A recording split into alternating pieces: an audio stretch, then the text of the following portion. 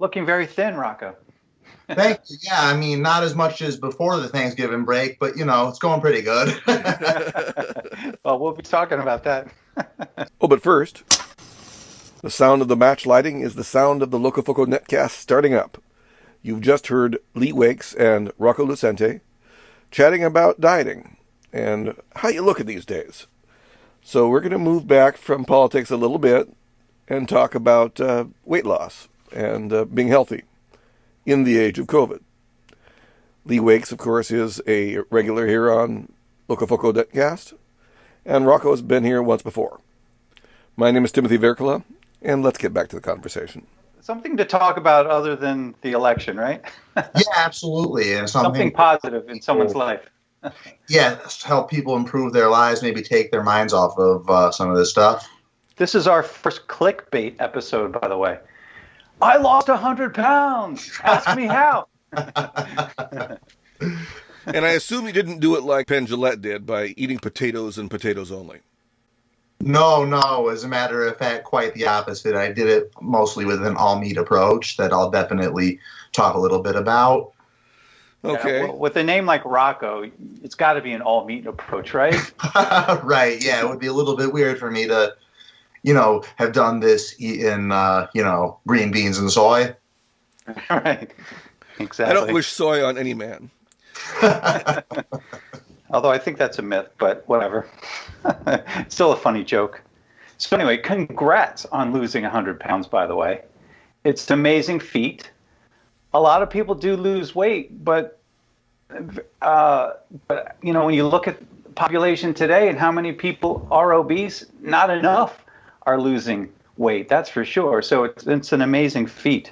So congratulations. Why don't you tell us when you started this endeavor and when you finished it? Because you were posting that on Facebook so we could see your progress. So how long did it take you? Yeah, absolutely. So I started in early August of 2019, and it went, I think that I hit my initial weight goal.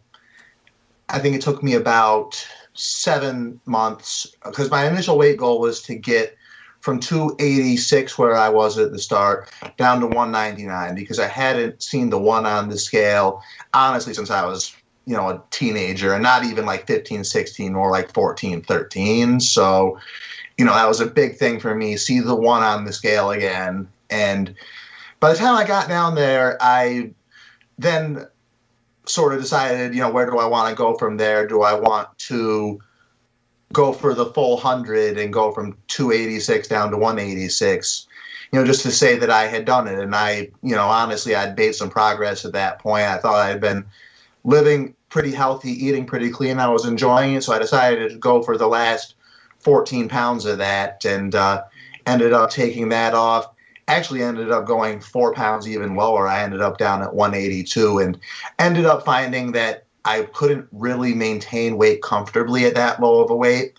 So I went back up to about 195 intentionally, and that's where I've been hovering, except for around this Thanksgiving break, honestly. I put on a few. I'm going to probably be spending the next month, 6 weeks, getting myself back in shape once the Christmas season is over. But certainly it's going to be nothing like what I just went through in the last year, which was quite the transformation.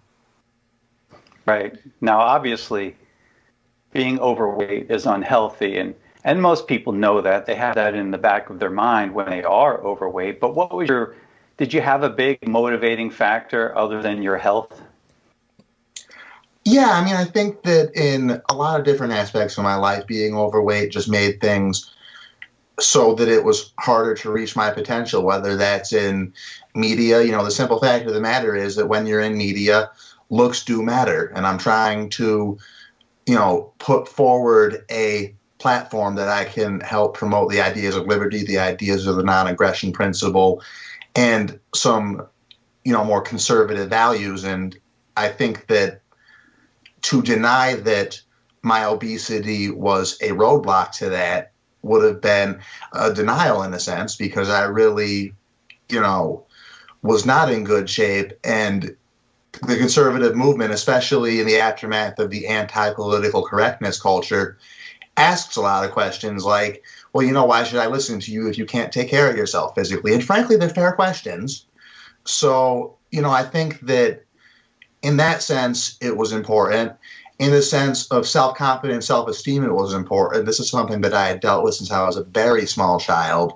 I mean, I remember specifically, by the time I was in, I think, third or fourth grade, I weighed 150 pounds. So I was a very large child. And, I was large pretty much from about 0 to 6. I was fairly normal size, maybe a small bit bigger than other kids, but not much. But really 7, 8 years old, from that point forward, my weight really took off. And it always seemed to me to be one of the only things in my life that I couldn't really get a handle on, or I hadn't really tried to get a handle on. And, I had done so much else in terms of my work accomplishments, in terms of political activism, in terms of intellectual, personal, moral development, that I felt like this was the next step. This was the next step in becoming the best person that I can be. And I think that if I had to sum it up in just one short sentence, it was about becoming the best person I can be. Psychologically speaking, was this something that weighed, no pun intended, was it something that weighed on you heavily all the time, some of the time, a little bit of the time? Do you mean the being obese? Being obese. Yeah, absolutely. Being obese impacts your life quite a bit when you're in the midst of it, especially when you're a kid trying to become, involved in social circles, and it's an impediment to your social circles. It impacts the way you interact with other people. I think that the sort of notion of the funny fat kid or the funny fat guy is a defense mechanism that a lot of people who are obese use in order to sort of make up for what they perceive as their own inadequacies in some of those areas. So yeah, it was something that certainly helped to shape my personality growing up, because it was a part of my social development during my core years of sort of intellectual, emotional, and social growth. So I definitely would say, yeah, it had an impact. Right, because if you were a trucker and had grown up, say, in the, not to use invidious stereotypes, but and grown up in a trailer park, for example, being overweight might be the norm for a lot of people there, and eating an apple pie while you're on your route, a whole apple pie, might be a normal thing, and you might not care about your weight. So I guess some of it has to do with social circles, right? Well, it's interesting that you mentioned that, Lee, because probably the period where I was most comfortable with my weight was when I was playing college football, because I had a group of guys in my lineman room, and there was probably 25, 30 of us, and we ranged in weight anywhere from about 240 to about, 320, 330. And being at about 260 at the time myself, I was on the lower end of the weight spectrum within that group of guys. So, it wasn't, that was probably the part of my life where I was the least self-conscious about it, to be honest with you, because I was constantly surrounded by other guys who were my size. So I think that that's a point well taken, and it's definitely something that I experienced myself. And you also were fairly healthy. I mean, you're in football, so you can obviously run around and do things, right? When I was 260, I wasn't playing football. I wasn't running around on the green. I was sitting in this chair. Well, I can assure you that the last time that I was 260 or 270 or 280 or even 300, I wasn't playing football either. I mean, this was many years ago, and I let a lot of those health assets deteriorate, as a result of a desk job, a bad diet, that kind of thing. And, I think that that's one thing that when you're younger and you're overweight, you can be involved in sports and you can do things that other people are able to do. And even before I started my weight loss journey, it was really not a matter of me being not able to do things that normal weight people can do, but it is sort of a matter of reality that you have a much higher probability of ending up in that spot in a much lower age than people who are at a healthy weight. And I'm getting up toward 30, I have to start thinking about taking care of myself a bit. And so it was really just time in that regard. I mean, I got up to, I think, 275 pounds at one point, but it took me 30 years to do that. I started off slender, and I was skinny in high school. So we have a complete, but I got big, and I was not healthy, that's for sure. And I've lost net 50, 60 pounds. but I still have more to go, and that's one of the reasons you're here. Is I'm very interested in hearing how you went down to 100 and how you manage your life after you've lost the pounds, which of course is often a big challenge as well. Yeah, well, I think that the first big thing is that it was important to recognize that the cutting phase is different from the maintenance phase, and that, you have to go through the cutting phase with the notion in mind that, yes, you are going to be able to increase your calories at some point.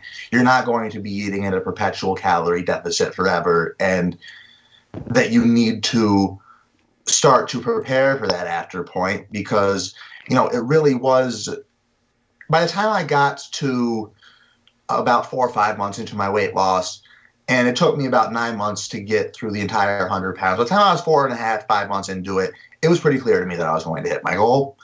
So the question at that point became about maintaining. And really what I tried to do was use the MyFitnessPal app as much as I could to track my calories so that I could really get a good understanding of the foods that I eat, what kind of caloric impact those foods have, and have that in mind to a degree where I'm not going to have to count calories for the rest of my life, because that is a very, it's a burdensome thing to write down everything that you eat every single day for months on end. It really is. But it also created a situation where I had the confidence in my program that I was going to definitely take the weight off, and that, there wasn't going to be some surprise at the end of the whole process.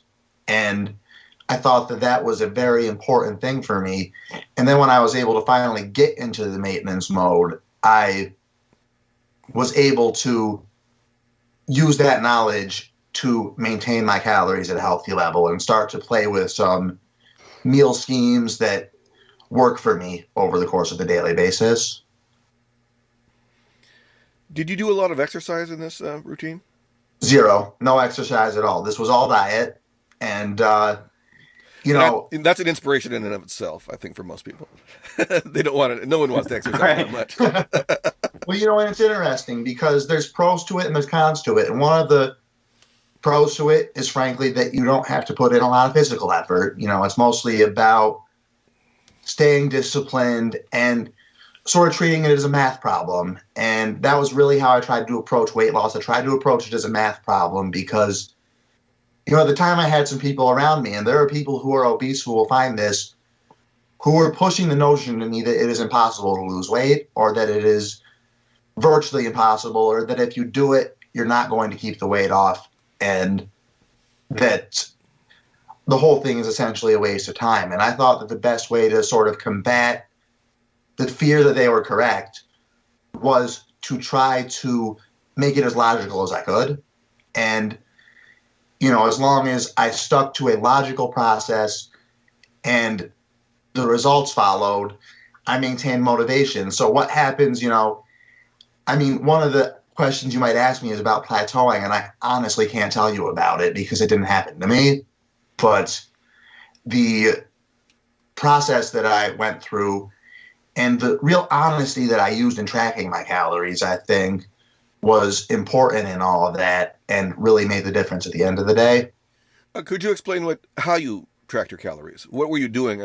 You have an app you said you were using? Yeah, absolutely. I'll go into that a little bit. So I downloaded an app called MyFitnessPal, and it's an app where you can track both the calories that you eat as well as the calories that you expend when you exercise. And, I obviously mostly used just the diet portion of that. I didn't do any exercise. But at the beginning of it, you set a profile, you tell them what your weight is, you tell them what your weight goal is, how long you want to take to get there, and essentially how rapidly you want to lose weight. And if you say something unrealistic, they're going to tell you can't do that, pick something else. I think that the highest that they'll let you go is to losing 2 pounds a week. So based on that, they actually set a calorie limit for you. And you have a daily calendar, and you go into it, and it'll say at the beginning, you have 1,880 calories. That was my calorie amount during my cut-in. And they would tell me, you have 1,880 today, and you have sections for your breakfast, lunch, dinner, and snack. And just whenever I would eat a meal, I would put it into the meal, and You type the food into a database. They had a huge database. I never didn't find a food. There was never a food that I ate that I didn't find in it. So I typed the food into the database. It said how many calories it was. I put the serving size in there.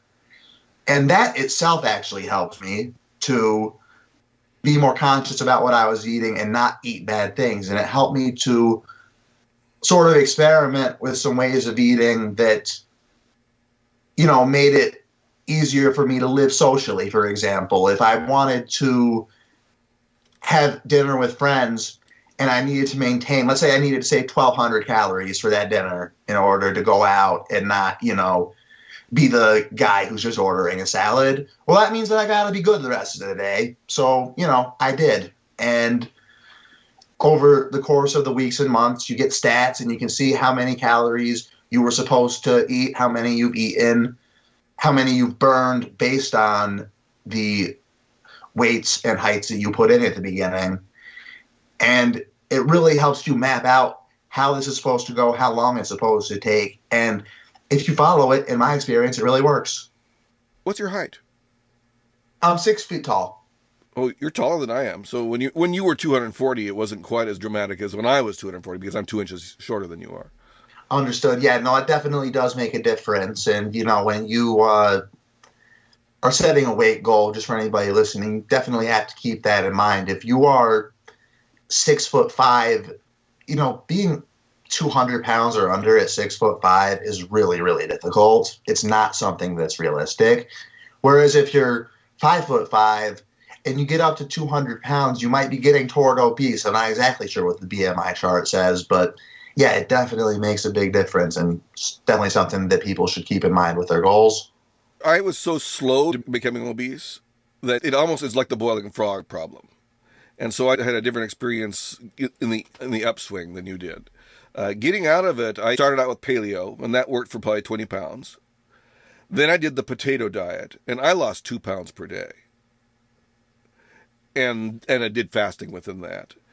And then I was just a low eater, and I went down to 190. But I gained some of that back, and that's the unfortunate thing. Well, that'll happen, and it's really a constant battle to try to keep weight off, and it's a constant.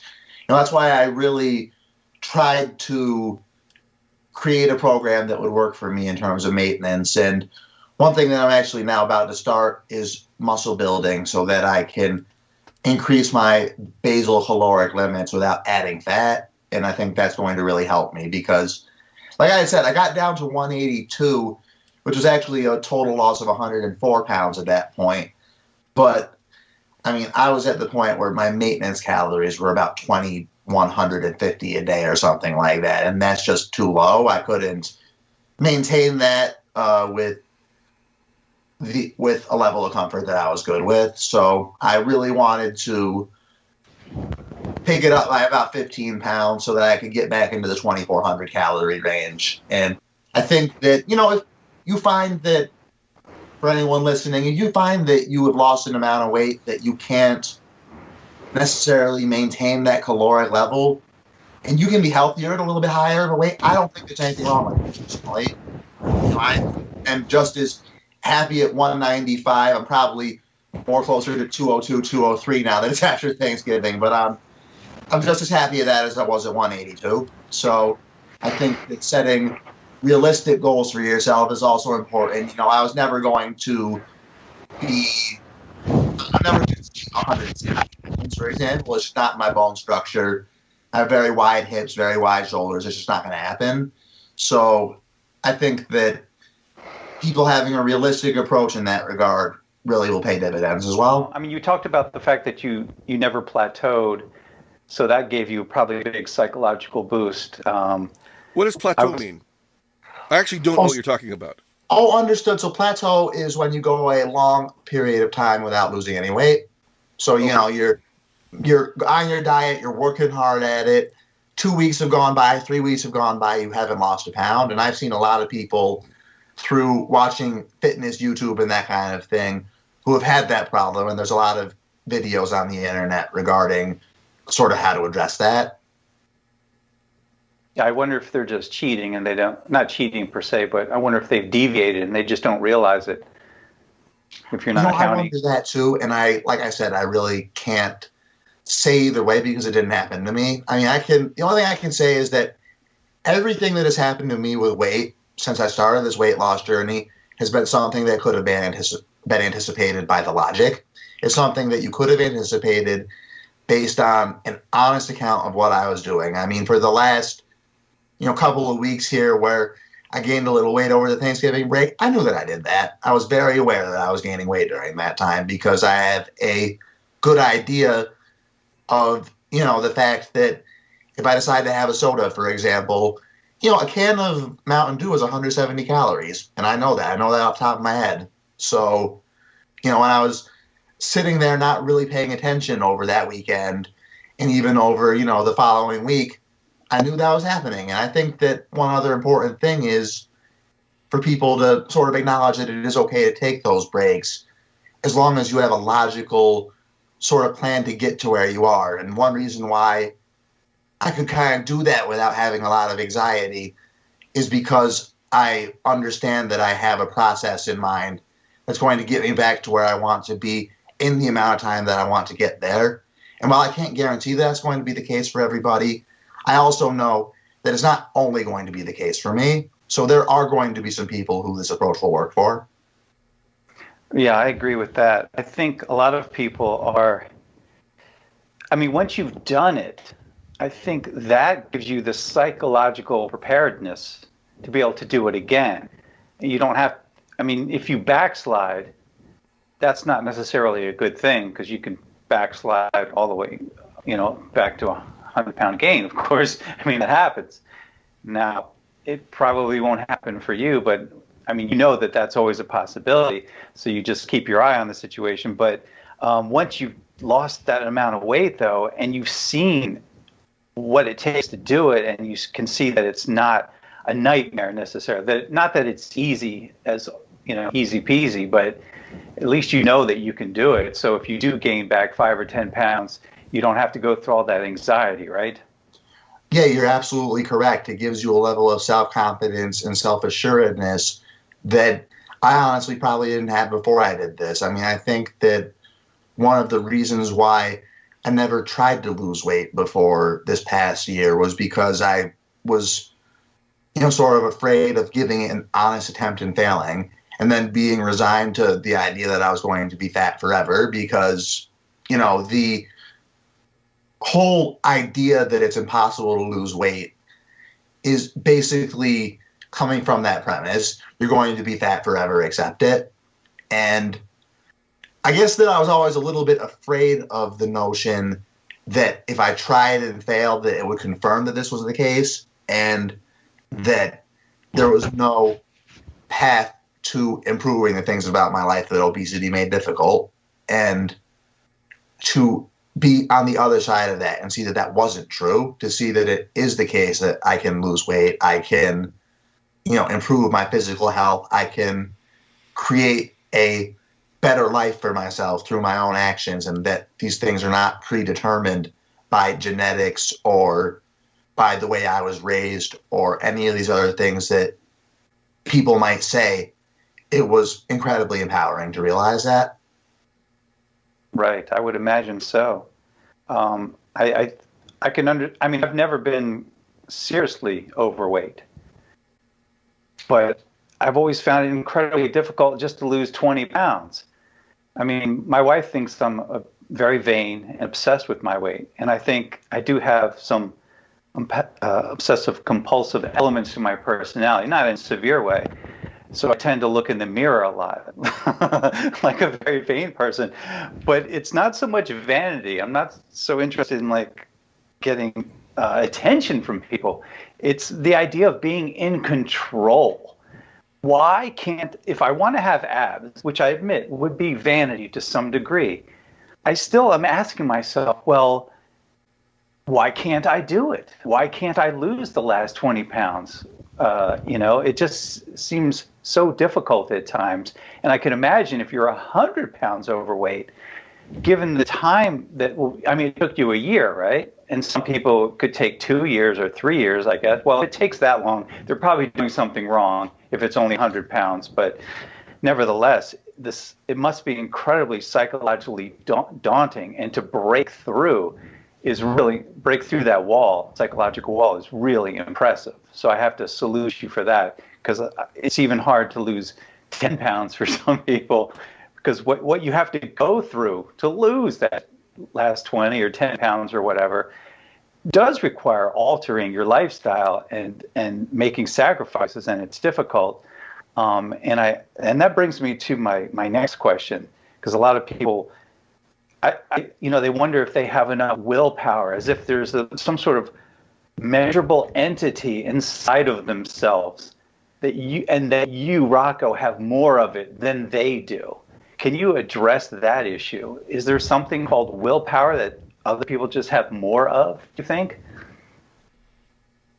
The only thing I can say about it is that I had a tremendous level of motivation to do this, and I displayed a tremendous level of discipline through the process, and I cannot imagine having succeeded without either of those things. And I know that that's probably something that a lot of people don't really want to hear, but honestly, that's the truth of what happened with me. I mean, it really required me to change things that I had been doing my whole life. I mean, I had soda every single meal of my life for my entire life, from early childhood until I was about 28 years old. So, these are the kind of things that you'll have to address, and they're the kind of things, and I had to be okay with being hungry sometimes, is the truth. And, sometimes people want to believe that during a weight loss phase, you can get away with that not happening. And maybe you can. Maybe there are ways that you can do that. And in fact, indeed, there are. It's just that the kind of foods that you have to eat to fill yourself up on that level of calories typically aren't the ones that taste that great. So those are the other things that you have to sort of balance. I mean, if I had a love of broccoli, I could eat 10 pounds of food a day and never gain a pound. But I don't love broccoli, so there's that. Right. But, well, maybe with some cheese sauce on it, right?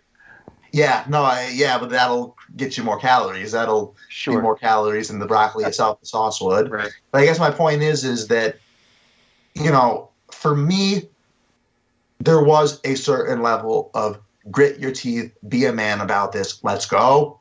And that approach might not work for everybody, but that approach worked for me. And I think that for a certain type of person, probably more men than women, but for a certain type of person, that approach is going to work. And you just have to be willing to kick yourself in the ass for a few months without the idea in mind that it's going to be forever. And that's what you always have to keep in mind if you're going to take that approach, is this isn't forever. You are going to get to maintenance mode. And once you're in maintenance mode, you've been doing the work to create a plan so that you can eat the number of calories you want per day without feeling like you're being tortured. Right. Were there any periods of torture for you? No, even as I was saying that, I was thinking that's a very hyperbolic way of putting it. I mean, I shouldn't have used that word. Without any periods of sustained nagging hunger, I guess would be the point. And I did have some periods throughout days where I would have some sustained hunger. If I had only a small lunch and then had to wait till dinner, then yeah, I was hungry, especially because I tended to eat my dinners later at night so that there would be no chance that I'd be hungry when I went to sleep, because that was really, that was my big thing. I did not want to be hungry when I went to sleep. And that was, I figured I could tolerate it during the day, grit my teeth, watch a podcast or, watch a sporting event, play a video game, do something to pass the time. But if I'm trying to go to sleep and I'm hungry, I just can't do that. So, that was sort of the approach that I took to alleviate sort of the pain of hunger, for lack of a better term, was to try to alleviate it during the points where it would be the least convenient, as well as trying to manage my calories in a way so that I kept it at bay as best as I could throughout the day. It was typically involved a small lunch and then the rest of my calories being spent on dinner. So you didn't really suffer that much, but there was a little bit of suffering, and you did have to make some adjustments to avoid it becoming too acute and derailing you, obviously. Well, you know what Jordan Peterson says is right. Life is suffering, and you have to pick your damn sacrifice. It's the truth. Right. And, you know, that's what weight loss is, too. You can eat all the great stuff you want and, you know, get overweight, or you can manage your diet and get yourself into a healthier weight. And, you know, I think that's one thing that people sort of have to realize about this is that there are pros to being obese. I mean, I got to eat whatever I wanted. That was nice. That was right. A cool thing. Everything that I ate tasted great. Pizza all the time, McDonald's, soda, whatever. And that was enjoyable. And that was a consequence. The consequence of that was being obese. And in some sense, that was a consequence of choosing to be obese, was I made that choice to eat in a manner which would lead me to be there. So, you know, it's a matter of, are you going to take the pains of doing the work, or are you going to take the pains of not doing the work, along with the pleasures of each of those? And there are very real pains, very real pleasures to each of them. When I decided that the pleasures of doing the work and the avoidance of pain that came with it outweighed the other side of that, was when I finally made the choice to lose the weight. But once you lose the weight, what do you do then? When you've reached your goal, how do you live? You mentioned 2,400 calories a day. I'm very curious about that. Yeah, 2,400 is my basal metabolic rate. So I'm shooting for about 2,400 calories a day. And to be clear, you know, one thing I don't do is, if I'm at 24.58, I don't go nuts about that. If I'm at 23.62, I don't try to search out the last 38 calories. You know, I'm disciplined, but you also have to be a little bit realistic with yourself. You know, an extra 50 calories in there isn't going to kill you, or not getting that last 50 is also not going to kill you. But, you know, like, I'll just take you through what I ate today. Today I had 3 Zweigel hot dog links with mustard, and I believe that those were 220 calories a piece, so that added up to 660. And with that, I just had water. So you take that out, I have 1,740 calories left. Tonight, I'm probably going to have a 12-ounce New York strip and, you know, maybe some fruit on the side, maybe like a banana, something like that. And let's say that I had a 12-ounce New York strip and a cup of strawberries. That's one of the things I really like to eat, which is actually fairly low calorie. That all combined would be about 1,100. So at that point, the 1,100 plus the 660, I'm at about 1,760. And I have, you know, in the area of 640 calories left.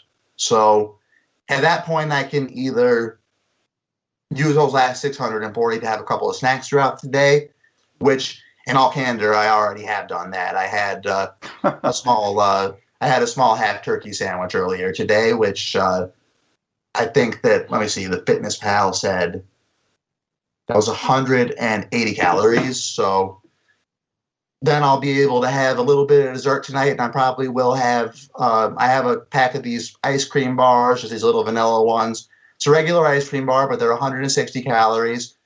And if I get to the end of the night and don't eat anything else, I'll probably have 3 of them. And that'll be a nice little treat at the end, and I'll stay within my caloric limits. And I'll get to say, hey, you know what? I got to have 3 ice cream bars at the end of the night. And that was because I was good today. So, you know, it's not like I'm eating food I don't like, you know what I mean? Everything I just named to you is a food that I really enjoy. And I have been able to craft a diet that is based around these foods that I really enjoy. And, you know, is it pretty much an all-meat approach? Yes. I would say that my approach right now is very meat-centric, but it doesn't have to be that for people. I mean, frankly, vegetables are more calorically dense than meat is. So, you find vegetables that you like, you're almost certainly going to have huge benefits from that. And I also put some fruit in there, and I also did have a little bit of dessert in there. So, my diet will not work for everybody because I am okay with cycling through a few different meals and basically eating the same things. And honestly, even when I was obese, even when I ate whatever I wanted, that was mostly what I did. I mostly ate the same few things. So, if you're the type of person who can get by on that and who doesn't mind having the same 3, 4, 5 meals, week after week, then I think that this is an approach that can really work for you, and you can craft some things that will really both satisfy you, will work within the context of your routine, and will stay within your caloric limits. Did you want to follow up, Timo? Your experience is a little different than mine. I don't have 3 meals a day. I don't. It sounds like you're sort of a 3 meal of a day kind of person, right? To be clear, I typically do. Typically, I'm 2 meals a day. Okay. With some snacking. Okay. Yeah. I if I wanted to maintain weight, and I've done that for a while, or if I want to mildly lose weight, I just eat 1 meal a day, and that's it.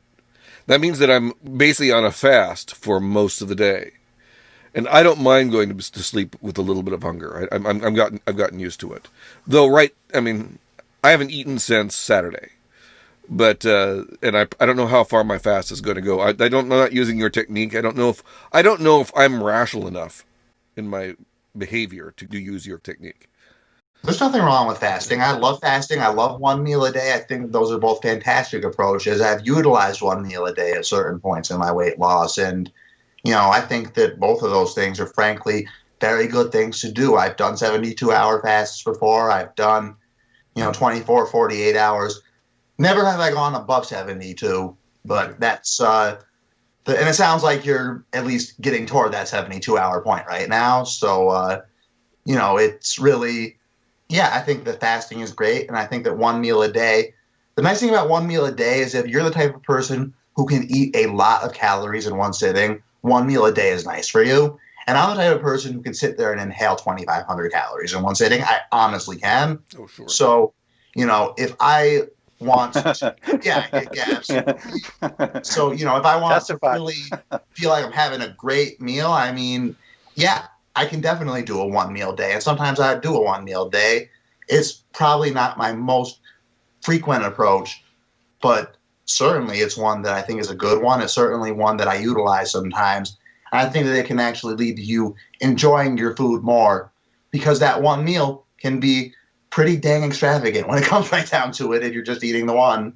One thing we haven't mentioned, and almost never gets mentioned in discussions of dieting and weight loss and gain and so forth, it's something you mentioned, just hinted at the beginning of our conversation, and that is conservative values. And one conservative value is to avoid the sins and the vices. And one vice is gluttony. And in America, I don't hear anyone talking about gluttony. It's a great point. And one of the things that I don't know that this was necessarily connected, but I became a Christian before I lost weight. I became a Christian probably within the 2 or 3 months prior to doing so. And honestly, I've never even thought of whether or not those two things were connected until you just made that point. But I think that there probably is a sense in which, my understanding of conservative values, as enhanced by my understanding of church values, really made me look at myself and say, how am I living in God's image? How am I doing what the Bible says that I should do when I engage in gluttonous behavior, when I engage in behavior that will not be conducive to the success of my family in the future if, I continue it and I suffer poor health. I think that when it comes right down to it, the excuses for the way I was living were not grounded in my values. And it's important to bring that up. And I think that, one of the things that, for example, a lot of people thought that when Milo Yiannopoulos would go around making fun of fat people during his shows, that this was an absolutely terrible thing. And there were some times where it was crass, and there were some times where I really said, That's not a good thing to do. But there were other times where he would make fair points. And there were other times where he would say things that made me look at myself and say, it's not a nice thing that he just said, but can I really deny that what he just said was true? And, that tough love approach works for some people, doesn't work for others. But I guess with me, it had a little bit of an influence as well. This kind of perspective, I think this is the one cultural divide that's happening in America. And I think that you might say liberal culture, which I've been a part of almost all my life. I'm not a conservative now. But one of the things about liberal is we're very forgiving of other people's vices and sins. Well, that can go overboard. Because at some point, you stop giving people negative feedback. If it's not polite to tell a person you're a drunk, or not polite to tell a person you're corpulent blob, if those things happen and that rules your discourse, the person who is a drunk or a corpulent blob never really feels the motivation that you had when you started your diet. And Timo, it's an important point, and as a libertarian, I experience a very similar thing with libertarians who essentially take the view that, if you're not violating the non-aggression principle and you are not violating a libertarian understanding of property rights, then your behavior is not immoral and therefore should not be judged negatively. And I guess that coming to the understanding that the non-aggression principle and property rights are not the only moral values, are not the only virtues, are not the only things which we should strive for in life, really made apparent that glorifying this kind of thing was not okay and was not a good thing. And that to use, and I'm not the type of person who typically use libertarianism as some sort of an excuse for my obesity. I mean, typically, if you told me I was obese at that point, I would have probably said something like, yes, you're correct, I'm obese. Yes, I probably shouldn't be. But at this point, it's just not much of a priority. And I think that, having an understanding that there are higher values than just not harming other people, and that one of those values is becoming the best person that you can become yourself, was really instrumental to getting over that block myself. Yeah. I think libertarians get confused. I mean, the purpose of libertarianism, as some people express it, like the philosopher Jan Lester, is a modus vivendi, how to get along with each other in society, to not encroach on each other's rights and so forth. But that doesn't mean that we can't distance ourselves or condemn dysfunctional people. And we don't need to make excuses for them constantly. You discovered by losing 100 pounds that it was something that could be done, that it wasn't a disease, as some people might say. It seems like we're looking for too many excuses. Now, of course, there are always reasons why we're obese or why we're dysfunctional. But then we can't go from there and assume, therefore we can't do anything about it without some sort of significant state aid or something, or whatever it might be, drugs. I don't mean like illegal drugs. I mean, psychotropic drug. Well, what am I thinking of? SSRIs and things like that. People don't realize that they can cope more than they realize if they're actually, frankly, forced to cope. I mean, Lee, do you know how easy it would have been for me to say, the COVID lockdown's happening, I'm depressed, the gyms are closed, I can't lose weight? It would have been the easiest thing on the planet for me to just say that, and everybody would have understood, and everybody would have bought it, and nobody would have blamed me, and I wouldn't have become a better person. But at the end of the day, you're right. You can always come up with an excuse. You can always, there's always a reason to not do something. But what you have to do is you have to find the reasons to do it. And you have to find the reasons as they accord with your own values, as they accord with your own priorities, and as they accord with your own sense of where you want to be in life. And if, you're obese right now and you don't necessarily think that you have motivation to change that, then, maybe you should think of what those motivations are. And I think that, you know, if you have a family, most people like to be around for their family for as long as they can. Most people would like to, you know, be as active of a participant in their family life as they possibly can. And if you don't have a family, I think that most people, well, maybe not most people, no, I would say most people do want a family, or at least a large minority of them would. Mm-hmm. And frankly, you know, it's easier to start a family when you are healthy. It's easier to start a family when you're reasonably physically attractive. I mean, that's the other elephant in the room that we haven't really addressed, is that it is easier to find romantic companionship when you look better. And it's easier to, so, you know, no matter what your situation in life, I guess, whether you have a family, you're trying to be healthy for them, whether you don't have a family, you want to be healthy for yourself, you want to accomplish your goals going forward, or any of the other thousands of motivations that aren't one of those two things, you know, you have to find out what is your motivator. You have to find out what you want to do in terms of self-improvement. But at the end of the day, there is always a reason to do things in a better way. And I haven't ever really heard anybody who didn't want to take a step like eliminating obesity, who had a genuinely good excuse for why it was.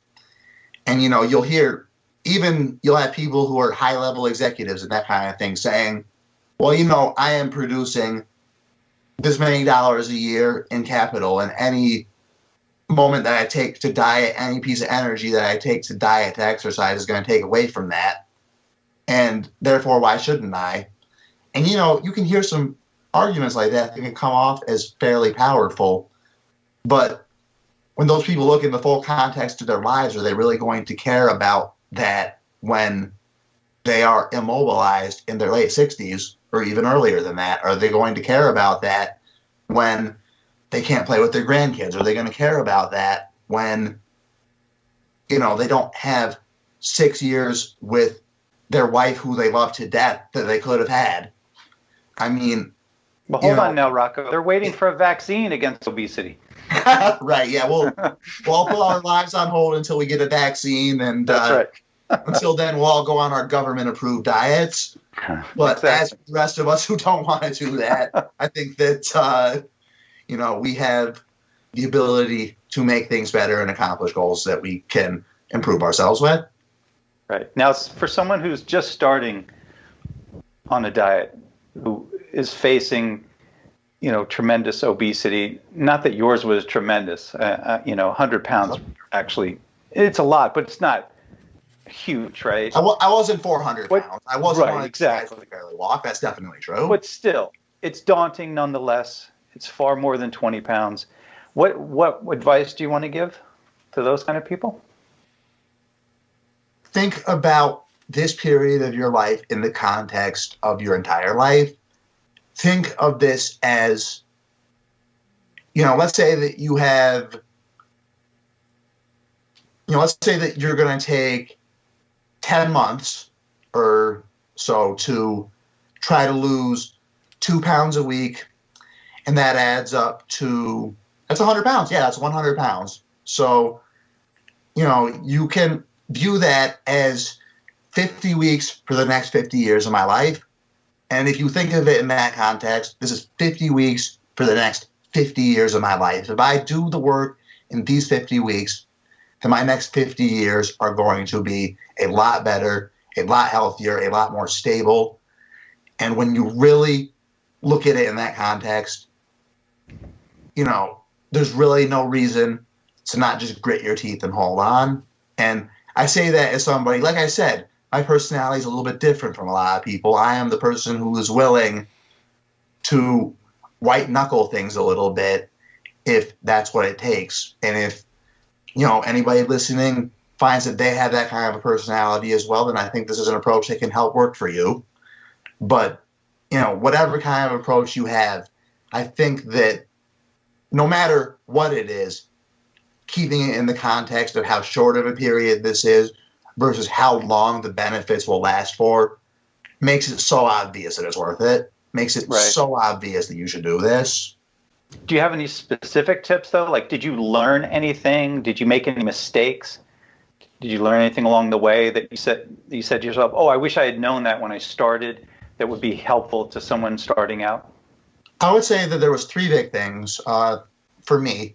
Number one was calorie tracking. Calorie tracking really, I mean, this whole video could be summed up with use MyFitnessPal and follow it religiously.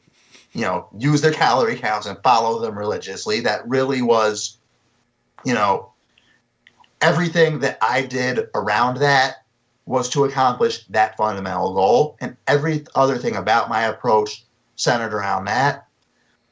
And in terms of other specific things, I used a high meat diet, almost all meat diet, and that's because meat is extremely satiating. It's much more satiating than most other foods are, and therefore you get more filled up for the number of calories that you eat.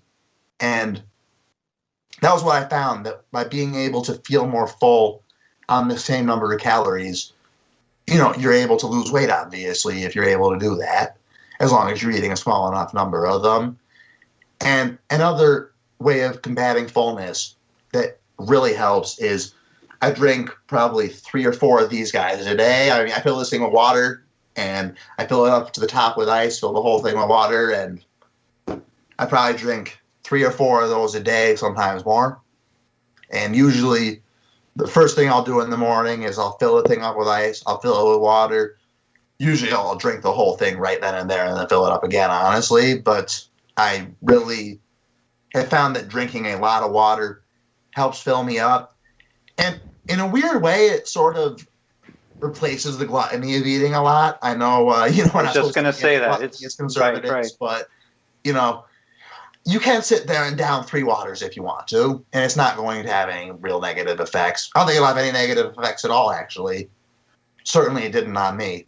Mm-hmm. So, you know, you can sort of indulge yourself a little bit more. And I know that's the most boring sounding thing ever. You know, indulge yourself on water. But if you want to have a high volume of something in your stomach, yeah, drinking a bunch of water really helps. It will make you feel more full. You know, you're not going to feel like you do after a big Thanksgiving dinner and you're unbuckling your belt, but you'll feel, you know, you won't feel the pangs that you feel otherwise, and that was something that really helped me.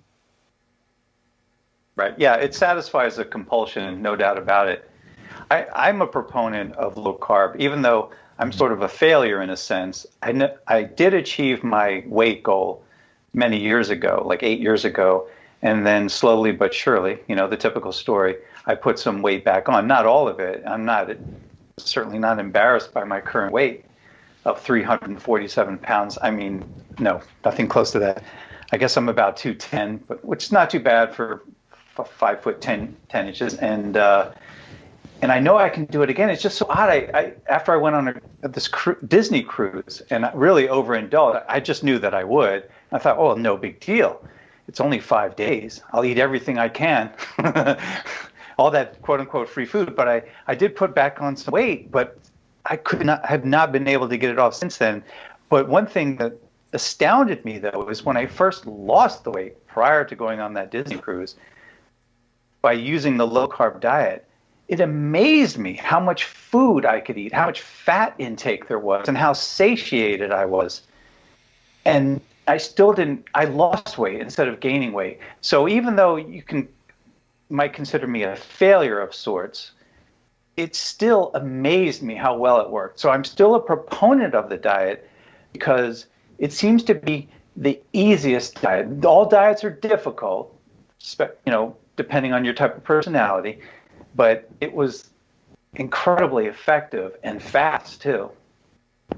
Yeah, and I think that low carb is definitely a great approach in that regard. And I think that one of the things about success versus failure that people have to keep in mind is like where you are relative to other people.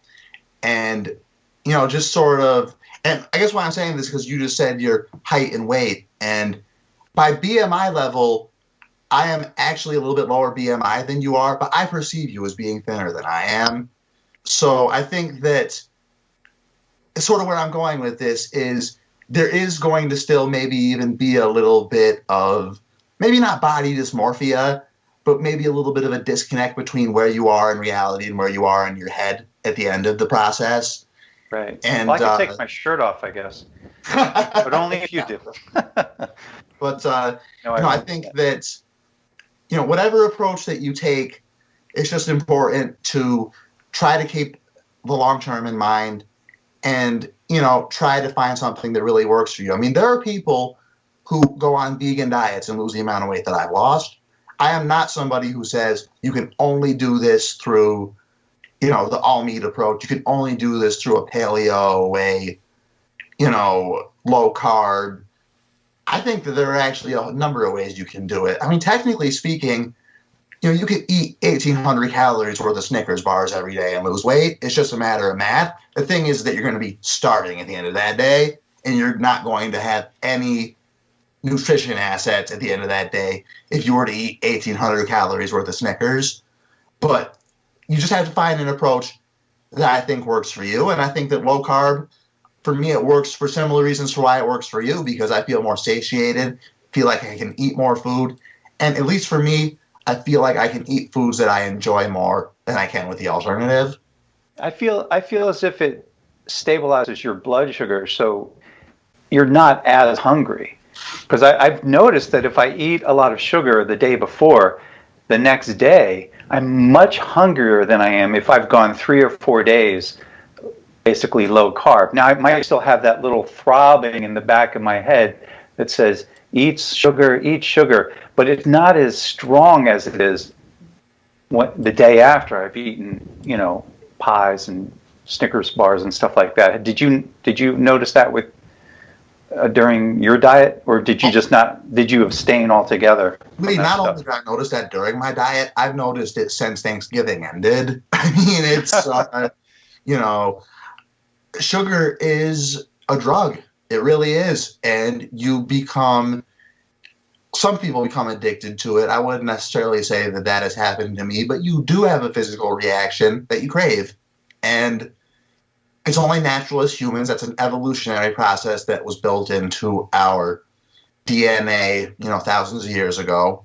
It's probably not going away for another 1,000 years or so until our evolution can catch up to the fact that we have all this food around us.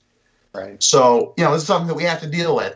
And you're absolutely right. And that's something that people should keep in mind, that, you get yourself back on the sugar wagon, or back off the sugar wagon, it can be hard to get on it again. And, right. Avoiding sugars can be good just for that reason, because it makes it easier to be disciplined if you have been disciplined.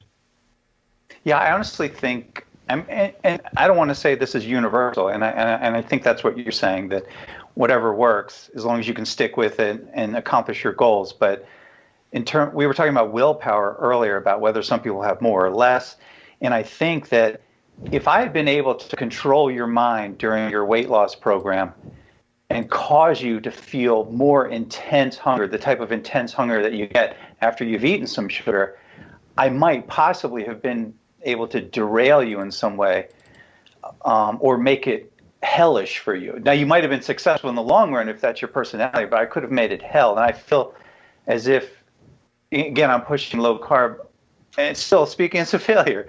But it did amaze me that I could curb my my cravings to such a greater degree than I had with other diets. And I think it does, quote unquote, increase your willpower by controlling your blood sugar. So that was my experience. Yeah, no, I think that I never really had tracked my blood sugar before this or since this, but just anecdotally, when I eat more sugar, I definitely feel like I have less control over hunger, over diet, over, just everything. And I think that everything in terms of food, I should say. So I think that's something that people should keep in mind, is that our high sugar diet in this country, that's a whole other can of worms, is the way that the high sugar diet of America just destroys our national health assets. But on a personal level, people should really understand that sugar is the devil. I mean, I hate to be No, I agree with you. but It is the devil. it's really, really bad for you, and you shouldn't never have any sugar.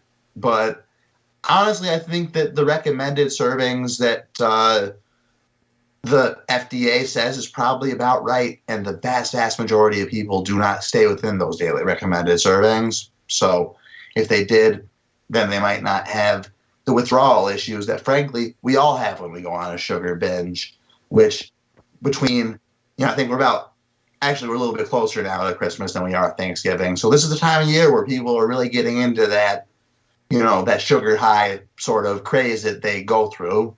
I'm already scared. I hear you. Shaking in my shoes. Timo, I'm sure you have a few questions before we close things out. Well, I think it's interesting to talk about sugar. Maybe one of the differences between me and most people who become obese is that I never had I was never a sweet tooth person. It was not a big a deal. I love salty things. I love meat. I like bread. I like, certain, pizza is the food of the gods. So that's a problem. But I have to confess is that the last meal I had, I finished off the ice cream from my birthday party. And I ate a lot of ice cream in one sitting on Saturday night, and I haven't eaten since. And I didn't actually I don't really mind. Fasting, I like fasting, actually. It sort of clarifies the mind, unlike, you mentioned the things about eating mainly protein and fat. That is a very evenness to your presence in the day. That's the blood sugar issue. But in your fasting, everything is a little clearer. It's almost like being when I was on bupropion. Bupropion is one of the drugs that's often used for weight loss, Wellbutrin. And I used it because everybody needs the moment where things, what do they call it in alcoholism? Your lowest point. What's the thing they say? They said that you reach a point where you realize that you're at bottom. That's the term. They're bottom. Well, my bottom was driving off the road because I was falling asleep, and that was because I had such bad apnea that I wasn't getting proper sleep at night, and I actually drove off the road, going 55 miles an hour. Had I had in any of the location, I would have been dead. So at that moment, I went on the protein diet, the Atkins kind of thing. But I lost the most weight and the fastest and the biggest amount on just potatoes.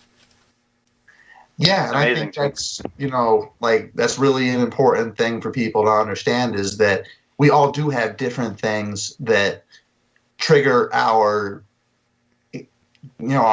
desire to eat a whole bunch of calories. And for some people, that's salty foods. I'm probably the only fat guy on the planet who has never liked potato chips, for example. I've never been a potato chips guy. Yeah, exactly. You are completely suspect now, Rocco. But I'll never trust you again. You give me a thing of sweet tarts or a thing of Reese's Cups, forget about it. I will clear the whole thing. So, we all have... Back in my graces now. Reese's Cups. Hello. Yeah, I like sugary things. I almost never crave them unless it's licorice. For me, it's definitely a craving for me. Yeah, but what I crave are something I haven't eaten in a long time. Tortilla chips with dip. Yeah. Oh, I love that. And I can eat lots. I've eaten lots of chips in my time. Though potato chips, until Tim's came along, I wasn't a big fan. I don't know if you're Cascade. Do you have Cascade style potato chips back in your area? They're like Kettle Chips is a national brand that features the kind of high quality potato chip. But you're not a chip fan, so this is my fixation. Yeah, my lust for a good potato chip is pretty strong. But also, I'm older than you two. And at my age, eating at night is generally a very bad thing, because as you get older, your ability to process foods through your system decays, and you begin to have acid reflux. And this used to be a joke in the literature, dyspepsia, I think they called it. That was, old people with their dyspepsia, ha ha ha. Isn't that funny? It's not so funny when you have it, and then a lot of people take lots and lots of drugs to fight that very problem. And to me, that's the sign that you need to lose weight. If you have acid reflux, you need to lose weight. And what's interesting is that before I lost weight, I actually, I would go to McDonald's sometimes and I'd finish my meal and I would just I feel really awful at the end, and like my stomach would hurt, and you know, for some reason I just consider that like normal. I don't know why. Looking back, I just consider that to be a regular thing that I did, and after I'd say about 3 or 4 months of doing relatively clean eating, I noticed that I hadn't had a stomach ache in months. My stomach hadn't hurt in months. And that was a shocking realization to me when I really sat down and thought about it and thought, oh my God, what the hell have I been putting through my body that, this used to be a regular thing and now it literally never happens. And I don't know if that was acid reflux, but I'm sure that acids in my system had something to do with it. Right. Yeah, I think people need to understand and sort of incorporate into the very idea of what it is to live, that being overweight causes pain. It causes degradation of the body, and it makes you die earlier. It's all decadence, and it's a very bad thing for us. Though we have a diet-centric culture, people talk about dieting and exercise a lot. I don't think there's a lot of it being done, and it's not really properly addressed into our culture, because I just don't see it. Oh, you're absolutely right. I mean, I read a stunning statistic when I finished my weight loss up. I wanted to see how common it was for somebody who had reached obesity to ever get back to the point of healthy weight. And I believe the number that they said was that 97% of people who get to obesity never again return to a healthy weight. And I think that, wow, so I think that sort of speaks to the fact that we have a culture of maybe talking about diet, but not necessarily a culture of results, not necessarily a culture of actually doing what we need to do on the topic. And, I think that part of that is that everybody's always looking for an easy fix. Everybody's always looking for the miracle. I can eat what I want, and I can not exercise, and I can lose weight despite doing both of those things. And like I said, unless you are really a huge broccoli fan, that you really can't do that. Right. Though I didn't find losing weight that difficult. This is the part that's weird. Maybe it's different for everybody, but it really wasn't that difficult. It's rather like writing anything longer than 250 words. It's the starting. You have to have the motivation for it. It's very odd. This is the oddest thing about living. It's so funny that you say that, because I wasn't going to bring that up unprompted, but yeah, losing 100 pounds wasn't that hard for me. And that kind of pisses people off. Shut up, Rocco. But it's I created a system and I applied the system and I emphasized the process and I made it happen. Really, it's just a matter of I think sticking to the process is the important thing. And sticking to the process is too difficult, then maybe either you need a new process or maybe you need to try to find a way to be more disciplined. And it could be either one. And usually you're probably going to have to look inside yourself to figure out which one it is. But I think that in either case, it's definitely the case that, you have a lot of talk about weight loss out there, but not a lot of results, and the statistics seem to show that. Yeah, if you lose the weight, you have to maintain an awareness of what's going on in your life in terms of how you're eating, because it'll creep back up on you. Because you start indulging a little bit here and there, because if you look at a calendar and you look at the space between the holidays, you realize you need more space. And there's a birthday party in there and some other occasion, and you're invited to dinner, and well, lo and behold, it's not a low-carb dinner. Well, what are you going to do? Just sit there and not eat? And you're like, oh, well, I'll just make an exception this time and this time and this time, and that's when it starts to creep back up on you.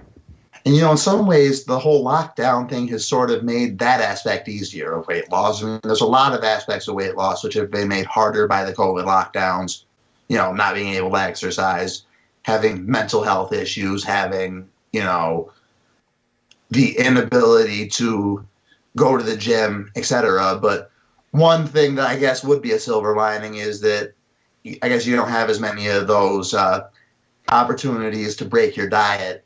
Not that makes it better. I mean, I know this isn't a COVID conversation, but, I guess that would be one silver lining, is that you don't have those opportunities to cheat as much as you do during normal life. Because certainly you're correct that, like this past weekend, for example, was my second cousin's 10th birthday party. And yeah, I definitely indulged a little bit as a result of that. And, between Thanksgiving and then that and then Christmas, I am going to have a little bit of work to do when it comes January 1st. But, I'll get the work done, and I'm confident that I'll get the work done. And I think that people need to keep that in mind as well, is that if you have some small setbacks, if you know how to do this and you know how to implement and execute your plan, it really isn't something that you should be stressing so much over that you're causing yourself huge anxiety. Because if you have done something that works and you found that it was a sustainable way to lose weight, and that's something that you can actually make happen and accomplish a re-loss without too much effort. But we're in this COVID crisis right now, the extended, insane COVID crisis. And I understand people are gaining weight. That's what I understand. Even if restaurants are mostly closed, and they are around here again, though we have takeout, but still, it's different. And restaurants was, for me, one of the main sources of increased weight. But that is increased flab, increased fat, increased girth, increased disgustingness. But I think that if you're sitting at home and you're gaining weight during a time where people are having a hard time having paychecks, and when the incomes are even down generally, though not everybody, that does say something. There's something wrong. There's something wrong with, if not you, the culture. If not the culture, you. I mean, somewhere in there we should be trying to learn something from this. And I think that I want to just repeat it once again. Gluttony is a vice. And we're in a very wealthy society and a food-rich society, but we don't need to be fat. Well, and I definitely agree with that. But one other, I guess, sort of counterpoint to that would be that during this current period, you do have a lot of people who, I mean, for example, I saw a statistic that something like 25.5% of people between the ages of 18 and 24 are thinking about killing themselves, or at least as of June, were thinking about killing themselves. And, when you're in a mental space like that, to think about something like weight loss is just so far beyond where you are. So, I definitely agree with you that there are some people out there who are, they need to get their act together, be a little bit more disciplined, and pick it up. But I just want to sort of be careful on my end to not necessarily paint everybody who's in that situation with that, because there's definitely some people, as a result of all of this, who are in a pretty bad space mentally. And I think that one of the things that kind of helped me with that was actually that I was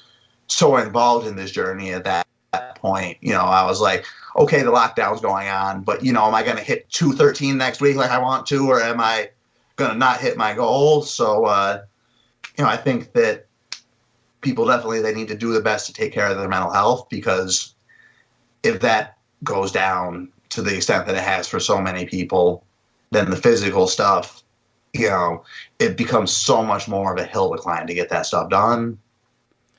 Obesity is kind of a suicide in itself. It's kind of a slow suicide, and we're sort of all dealing with the same problem in some dimension. And maybe that's one reason to have sympathy across all problems, because all the vices are kind of similar in certain ways, and we can learn from each other as we handle them.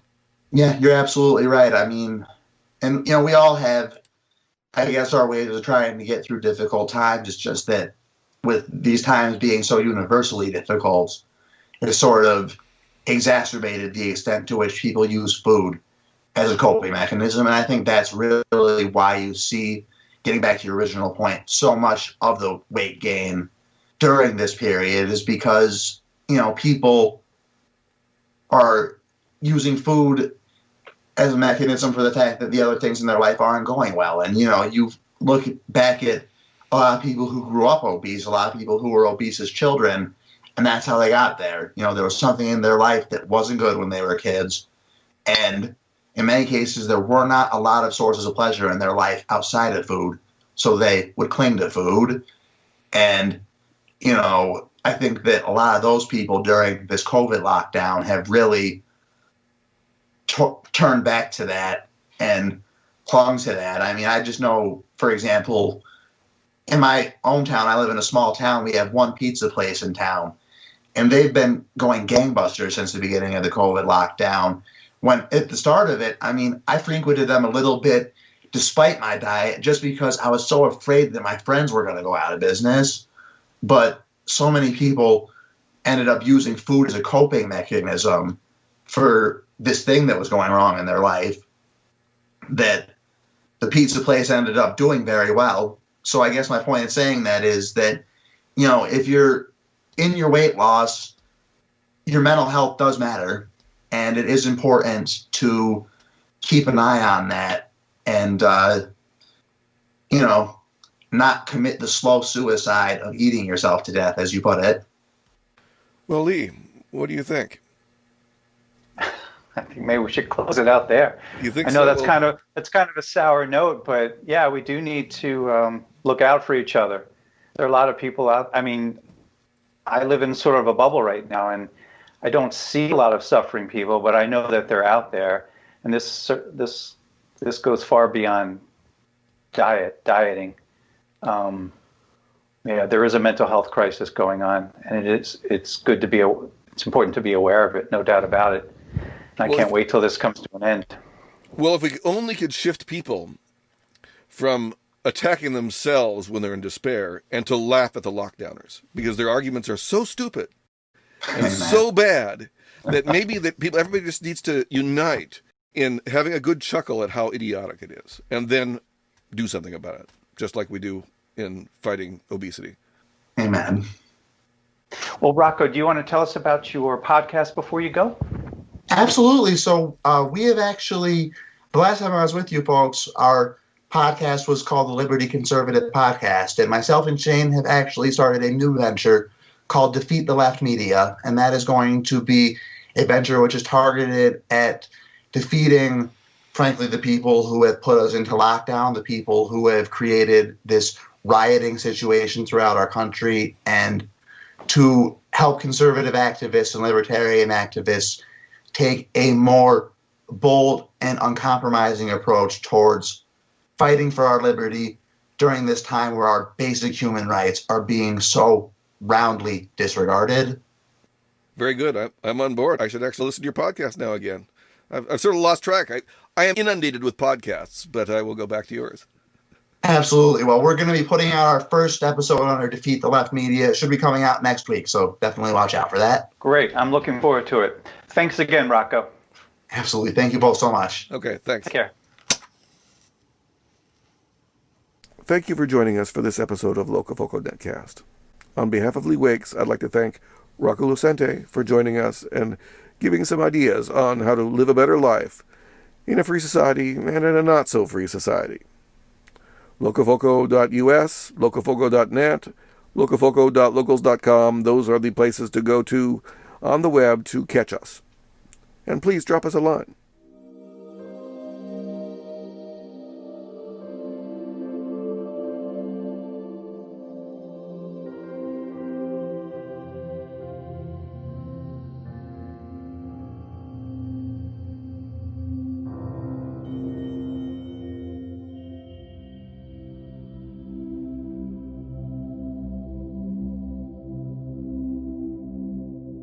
This episode was recorded in mid-December 2020.